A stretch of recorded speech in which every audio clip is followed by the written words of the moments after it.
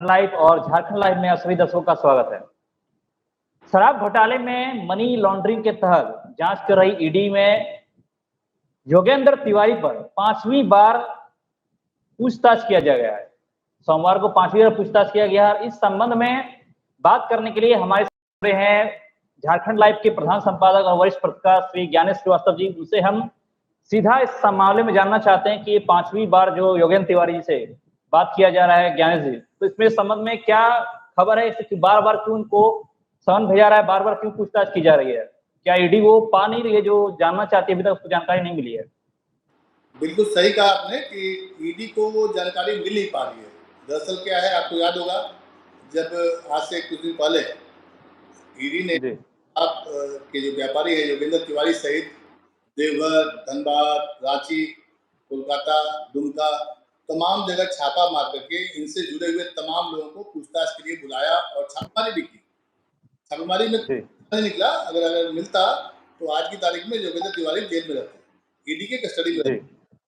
तो दरअसल क्या है, ईडी जानना चाहती है, समझना चाहती है कि आखिरकार ये जो तिवारी साहब हैं इनका किन किन नेताओं से कनेक्शन था और क्या ये खनिज जो खनन घोटाला है उसका भी पैसा इसमें इंक्लूड किया गया है, मतलब शामिल है।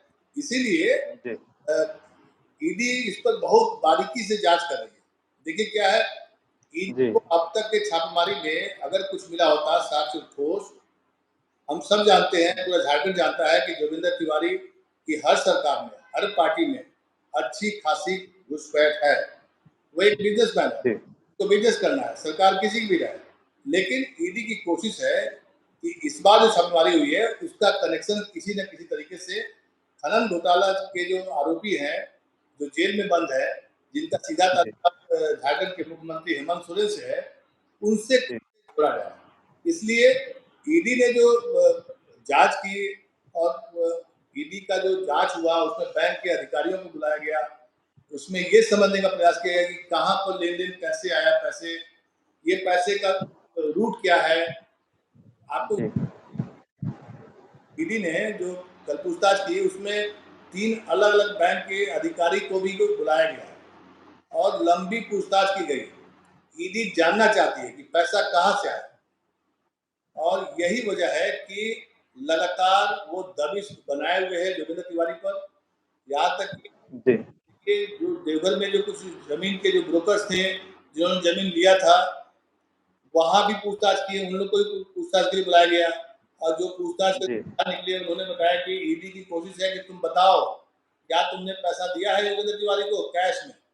ये सब बातें चल नहीं है कि कोई चीज छुपा हुआ है, सब कुछ ओपन है। ईडी की कोशिश ये है कि किसी तरह से इस शराब घोटाले का, शराब घोटाला हुआ है कि नहीं हुआ है एस्टेब्लिश कैसे करेंगे आप, ये एक तकनीकी पहलू है, इसको बाद में चर्चा करेंगे हम लोग।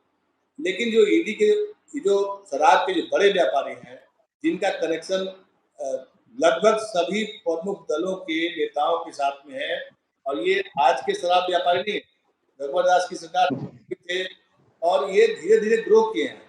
जैसे कि कुछ होता है तो अभी जो ईडी की कोशिश है कि बैंक के अधिकारी को बुलाएं, उससे पूछताछ करें, दस्तावेजों की जांच हो, और इसके अलावा मनी लॉन्ड्रिंग में क्या मामला क्या है, इसमें क्या इसमें शामिल है कि नहीं है। इसके अलावा जो है जो जानकारी मिली है कि इसको खनन घोटाला के जो आरोपी हैं उससे जोड़ने का प्रयास या उसका लिंक तलाशने का कार्यक्रम चल रहा है। और जो बंद है प्रेम प्रकाश और योगेंद्र तिवारी के बीच में जो पुरानी शराब नीति के तहत शराब जो का जो बिक्री हो रहा था उसमें रुपयों का जो लेन देन हुआ था, झारखंड में आपको पता है कि पुरानी आबकारी नीति जो शराब नीति है वो चेंज हो गई थी। उसके बाद योगेंद्र तिवारी लगातार शराब के व्यापार में उनका दखल बढ़ते गया, और लेकिन जो तिवारी जी हैं उनका कनेक्शन अभी हाल के कई नेताओं, जैसे आप देवघर के जिला विश्वसूत्री उपाध्यक्ष जो है मुन्नम संजय, उनसे भी जोड़ने का प्रयास किया गया, उनको भी, उनके घर पर भी छापेमारी की गई। वित्त मंत्री जो रामेश्वर उरांव है उनके बेटे के घर पर भी छापेमारी की गई थी।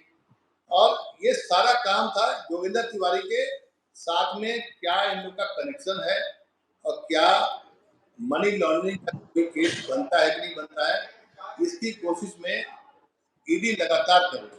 जी उमेश जी।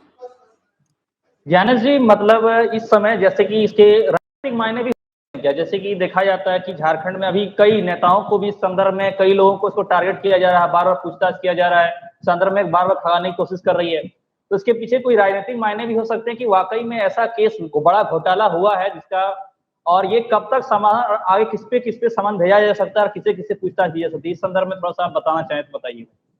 देखिए उमेश, ऐसा है, राजनीतिक मायने ही है इसके। ईडी आज की तारीख में एक राजनीतिक हथियार है, ये सब लोग जानता है, लेकिन ईडी अगर कोई जांच एजेंसी भी है, ये भी ध्यान रखने की बात है। ईडी जी किसी के घर पर नहीं पहुंचाएगी, कुछ ना कुछ लिंक मिलेगा तभी पहुंचेगी, लेकिन इसको जी जी हाँ क्या है। और संजय मिश्रा जो ईडी के डायरेक्टर हैं, वो जो सुप्रीम कोर्ट के जो सुनवाई हुई थी, उनका जो कार्यकाल 15 सितंबर 4-5 दिन बचा हुआ है, तो चार जी ईडी के जो डायरेक्टर हैं संजय मिश्रा, जिस पर काफी गंभीर आरोप है विपक्ष का कि वो जानबूझकर विपक्ष के नेताओं और वहां की जी अस्थिर करने के लिए, मतलब डीएस्टेबलाइज करने के लिए ईडी काम कर रही है कि सरकार गिर जाए। और जी इसीलिए ईडी लगातार कैंप हुई है, लगातार छापेमारी कर रही है, और ऐसा कोई भी सत्ताधारी का नेता नहीं है जिस पर वो पकड़ नहीं, मतलब कि उसको जांच नहीं कर रही है। सोचिए कि वित्त मंत्री रामेश्वर उरांव की बेटे के यहाँ भी छापेमारी की गई। जी जिला विस्तृति उपाध्यक्ष हैं, देवर के राज्य मंत्री का दर्जा प्राप्त है, कांग्रेस के बड़े नेता हैं संजय जी, उनके जी की गई, उनको भी रांची बुलाया गया। और कई जमीन का जो खरीद बिक्री हुआ है, उसमें भी जो लोग जो खरीद बिक्री किए थे, उनको भी ईडी बुलाई। ईडी ये जी कि ये पैसा कहाँ से आता है और इनके शराब व्यापार में किन किन का योगदान है, और सरकार के कोई बड़े मंत्री हैं, चाहे अधिकारी हैं।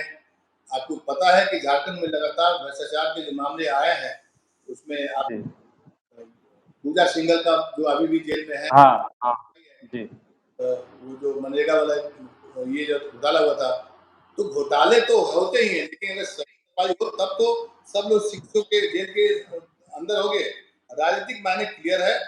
संजय मिश्रा ईडी के जो डायरेक्टर हैं, उनका 15 सितंबर तक लास्ट डेट है। ये लगातार 3-4-5 दिन जो है, अभी ईडी देश भर में अपनी कार्रवाई से हमेशा सुर्खियों में रहेगा, ऐसा ऐसी उम्मीद की जा रही है। मुझे लगता है झारखंड में जो अभी चल रहा है, झारखंड में जी प्रेम प्रकाश जेल में बंद है।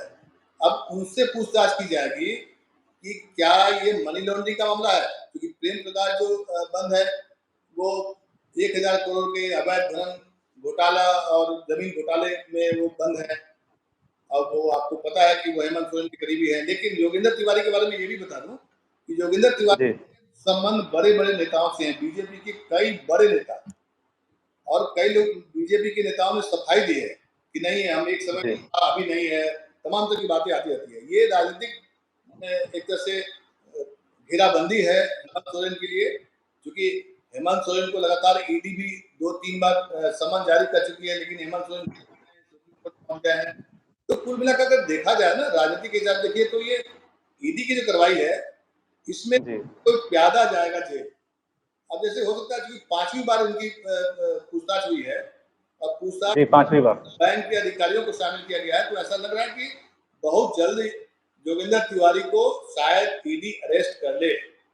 सबूत इकट्ठा जी चुकी हुई है ईडी, और मुझे लगता है कि ईडी को कुछ न कुछ मिला हुआ है। इसी वजह से शायद वो लगातार जोगिंदर तिवारी को पूछताछ के लिए बुला रही है, और उनके कागजात को खंगाल रही है, बैंकों के लेन देन को समझ रही है। और अब जो है प्रेम प्रकाश अग्रवाल से पूछताछ के बाद ऐसी संभावना है, जो सूत्र भी बताते हैं कि जी 2-4 दिन में कोई बड़ी गिरफ्तारी हो जाए तो कोई बड़ी अफसोस की बात नहीं है। राजनीतिक मायने बिल्कुल क्लियर है। हेमंत सोरेन सरकार हाँ निशाना है, और ईडी के डायरेक्टर का कार्यकाल मात्र 4 दिन बचा हुआ है। आप समझिए, जी 15 सितंबर 4 दिन पर उनको हटना पड़ेगा इस पर से। आप पूरे जी विपक्ष का आरोप है कि ये जो डायरेक्टर साहब हैं संजय मिश्रा जी, ये जब से ईडी के डायरेक्टर बने हैं, लगातार इनका एक्सटेंशन दिया जाता रहा। ये मोदी सरकार के सबसे टॉम बॉय बने हुए हैं। आखिर क्या वजह है कि एक ही डायरेक्टर बार बार एक्सटेंशन दिया गया? मामला सुप्रीम कोर्ट में होता है, सुप्रीम कोर्ट में सुनवाई होती है, सुप्रीम कोर्ट ने उनको मना कर दिया कि नहीं अब अगली बार आप एक्सटेंशन मत दीजिए। फिर सरकार पहुंच गई सुप्रीम कोर्ट के पास कि नहीं देखिए इनके पास बहुत महत्वपूर्ण मामले हैं, आप कम से कम एक बार और एक्सटेंशन दीजिए। तो आखिरी ये 15 सितंबर का डेडलाइन दिया है।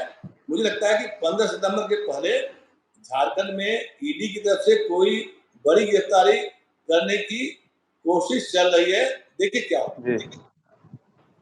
धन्यवाद ज्ञान जी, इस संदर्भ में आप ये जानकारी दी हमें बताएं। राजनीतिक मायने ही दिख रहे हैं, राजनीतिक ही कार्यवाही दिख रही है। हमारे साथ जुड़ने के लिए धन्यवाद, बहुत धन्यवाद जी। आगे भी ज्ञानेश जी आप इसी तरह अनुभव देते रहिएगा। झारखंड लाइव के दर्शकों को धन्यवाद। जय हिंद।